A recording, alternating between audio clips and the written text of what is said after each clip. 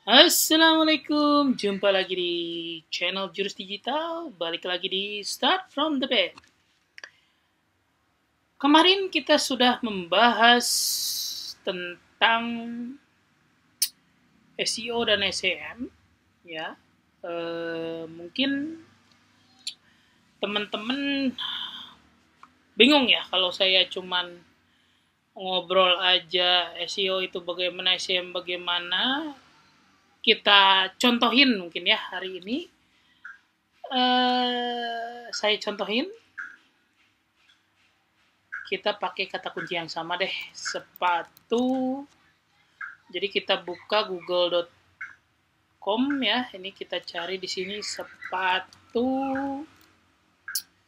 lari pria misalnya ya. Nah, ini kan muncullah ini kata kunci di sini ya. Nah, ini kalau di enter maka akan muncul berbagai pilihan. Nah, kalau teman-teman lihat sebelah kanan ini ada yang bersponsor, ini adalah yang disebut SEM. Tapi kalau yang ini Planet Sport Asia kalau di sini ya, ini adalah organik. Jadi tujuan SEO itu bagaimana muncul di 10 pilihan ini. Ya. Sedangkan SEM adalah bagaimana muncul di atas dengan uang. Ya, karena ini ada a6.co.id, kita lihat di sini nggak ada ya, nggak ada yang disebut website a6.co.id. Tidak masuk dalam halaman pertama, tapi dia bisa menjadi halaman pertama dengan cara bayar ke Google dengan iklan.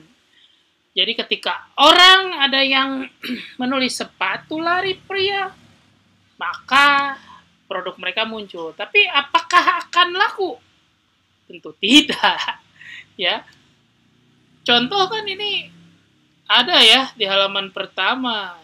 Ya, kalau ada yang budgetnya beli sepatu lari 1.200.000 atau 900.000, ya mungkin orang akan beli, tapi not for me misalnya. Ya enggak lah, enggak selalu. Bahkan kalau kita buka, oh ini yang paling atas berapa sih harganya, nah, kita kan bisa cek gitu. Ini lebih mahal ternyata ya, 2 juta ya. Planet Sport itu malah lebih mahal 2 juta. Tapi kan kita bisa buka 3 teratas ya. Adidas jelas lebih mahal, Puma mahal.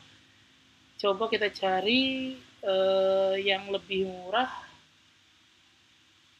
Nah, ini Shopee, tapi kan ya tahulah kualitasnya mungkin berbeda ya. Cuman ini di Shopee juga keluar ternyata. Ini nggak endorse ya, nggak ada hubungannya, cuman saya mau nunjukin aja seberapa penting sih riset kata kunci, hasilnya seperti apa. Nah, ini harus login ya, dia nggak muncul sekarang. Itu sebetulnya jelek tuh kalau harus login, jadi orang umum tidak bisa melihat gitu. Jadi harus effort untuk login dulu ya. Itu salah satu. Walaupun teman-teman sudah muncul di halaman 1, kok barang saya nggak laku-laku, kok saya beriklan nggak laku-laku. Masalahnya gimana kecepatan website, gimana pelayanannya, gimana harganya. Itu sangat mempengaruhi customer itu mau beli atau enggak.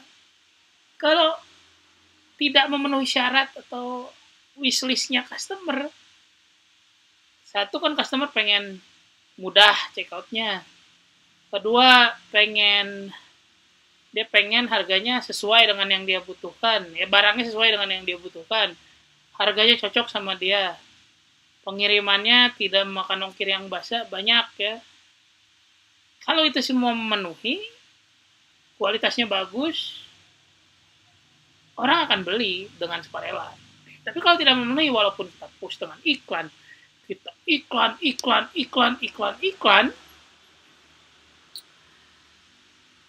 nihil pasti hasilnya, karena proses kenalannya belum gitu. Saya cari jodoh sama produk juga orang harus kenalan dulu gitu. Oh, produk ini teh begini. Makanya kalau Anda tidak punya duit besar terus mau jual produk langsung premium, belum teruji tuh, orang berpikir untuk membeli gitu. Masuk pasar ya lewat produk yang terjangkau dulu lah, harganya yang masuk akal dulu gitu. Itu bisa di riset, bisa di statistikan, bisa kita bikin survei atau dan sebagainya. Apakah harga produk kamu itu cocok untuk pasar kamu? Jadi ngeluarin langsung produk premium tanpa ada sampling, sudah ada yang menggunakan dan puas, itu salah satu tantangan. Oleh karena itu, tolong kalau teman-teman punya produk, terutama UMKM, bukan yakin dari diri sendiri bahwa produk ini tuh pasti laku, Pak, pasti bagus. Jangan, tanya dulu. Misalnya ya, sebagai sebuah contoh ya, ini kan kita belajar digital marketing tuh pengen berjualan di online, pakai SEO, pakai SEM. Lalu sudah dilakukan tapi tidak berhasil. Ya, apakah produknya sudah pernah diuji offline belum? Datangin 10 orang yang kamu nggak kenal misalnya, tawarin nih produk semua. Minta kasih review jujur, kalau perlu dibayar. Sejelek-jeleknya. Apakah jeleknya lebih banyak daripada bagusnya? Itu menjadi bahan pertimbangan. Jadi yang mengatakan produk kamu itu bagus atau jelek bukan diri kamu, bukan saudara kamu, bukan lingkungan kamu, tapi orang luar yang akan menjadi pembeli.